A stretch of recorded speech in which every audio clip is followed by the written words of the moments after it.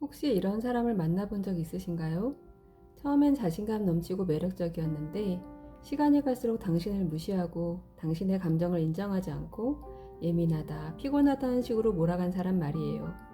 만약 그런 경험이 있다면 그 사람은 나르시시스트일 가능성이 높습니다. 이런 사람을 상대하게 되면 어느 순간부터 내 감정은 뒤로 밀리고 내가 잘못한 걸까 하는 자기의심에 빠지게 됩니다. 오늘 영상에서는 나르시시스트가 함부로 하지 못하는 사람의 특징 3가지, 그들이 본능적으로 느끼는 이 사람은 다르다는 경계심의 정체, 나르시시스트에게 휘둘리지 않기 위한 심리적 기준선, 이 3가지를 중심으로 풀어보겠습니다. 혹시 지금 누군가와의 관계에서 늘 지치고 억울함을 느낀다면 오늘 이 영상이 관계의 중심을 되찾는 중요한 전환점이 될 수 있을 것입니다.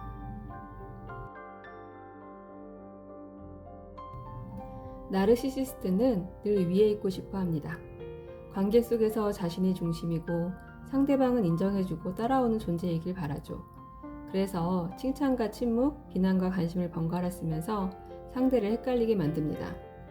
상대가 죄책감을 느끼거나 인정받고 싶어 할수록 조종은 더 쉬워집니다. 결국 이 관계는 당신이 계속 맞추는 관계가 됩니다. 하지만 반대로 나르시시스트가 쉽게 조종하지 못하고 오히려 불편해하는 사람들도 있습니다. 지금부터 그 사람들의 공통된 특징 3가지를 알려드릴게요. 첫째, 감정의 경계를 분명히 아는 사람. 그건 당신의 감정이지 내가 책임질 건 아니에요. 이렇게 말할 수 있는 사람. 나르시시스트는 정말 싫어합니다. 이들은 죄책감을 이용해서 상대를 흔듭니다. 하지만 감정의 경계가 명확한 사람은 그 함정에 빠지지 않죠. 이건 감정의 분화라는 개념입니다. 내 감정과 타인의 감정을 분리할 수 있을 때 타인의 감정에 휘둘리지 않게 되죠. 그 결과 죄책감 조종이 작동하지 않게 됩니다. 그럼 너무 냉정한 사람처럼 보이지 않을까요? 경계를 지킨다고 해서 감정이 없는 건 아닙니다. 내 감정을 지키는 것과 상대의 감정을 무시하는 건 다릅니다. 공감은 하되 책임은 지지 않는 방식의 말하기를 훈련하세요. 예를 들어 그 상황에서 기분이 나빴을 수는 있겠지만 내 입장도 이해해줘 라고 말해보세요. 둘째, 외부 인정 없이도 자존감이 단단한 사람. 나르시시스트는 인정 욕구를 이용합니다. 너 진짜 잘했어. 근데 이런 건 좀 부족하더라. 이런 식으로 칭찬과 비판을 섞으며 당신이 계속 인정받고 싶게 만듭니다. 하지만 내면의 기준이 분명한 사람은 굳이 그 사람에게 인정받을 필요를 느끼지 않습니다. 나는 내가 괜찮다고 느끼면 돼. 이 자존감은 나르시시스트에게 통하지 않는 벽이 됩니다. 자기 결정성 이론에 따르면 외적 보상보다 내적 동기와 기준이 강할수록 더 안정된 자존감을 가질 수 있습니다. 그 결과 타인의 비난이나 무시에 흔들리지 않게 되죠. 그래도 사람은 칭찬받고 싶잖아요. 물론입니다. 문제는 그것이 유일한 기준이 될 때입니다. 칭찬은 좋지만 타인의 인정이 없어도 흔들리지 않아야 건강한 자존감입니다. 자신만의 성취 기준을 만들어 보세요.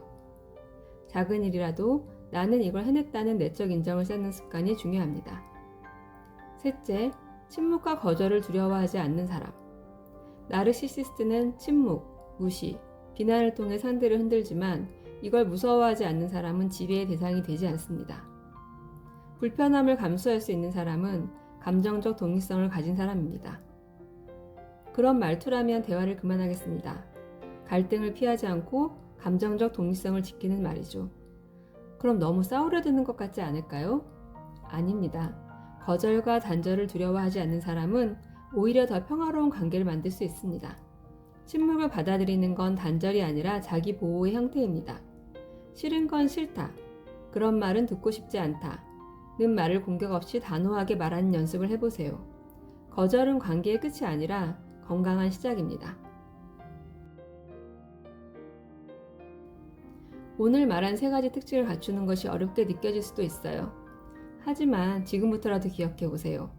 내 감정은 내가 책임지고 남의 평가보다 나의 기준이 더 중요하고 누군가의 침묵이나 무시에 흔들리지 않을 때 그 어떤 사람도 당신의 마음을 마음대로 흔들 수 없습니다. 나르시시스트를 변화시키는 건 어렵지만 그들의 영향력을 벗어나는 건 충분히 가능한 일입니다. 오늘 이야기한 3가지 특징은 단지 그 사람에게 휘둘리지 않는 법이 아니라 당신의 삶을 지키는 힘이기도 하니까요. 영상이 도움이 되셨다면 좋아요와 구독, 그리고 아래 댓글로 여러분의 경험도 함께 나눠주세요. 당신의 마음을 지키는 이 공간, 다음 영상에서도 함께해요. 감사합니다.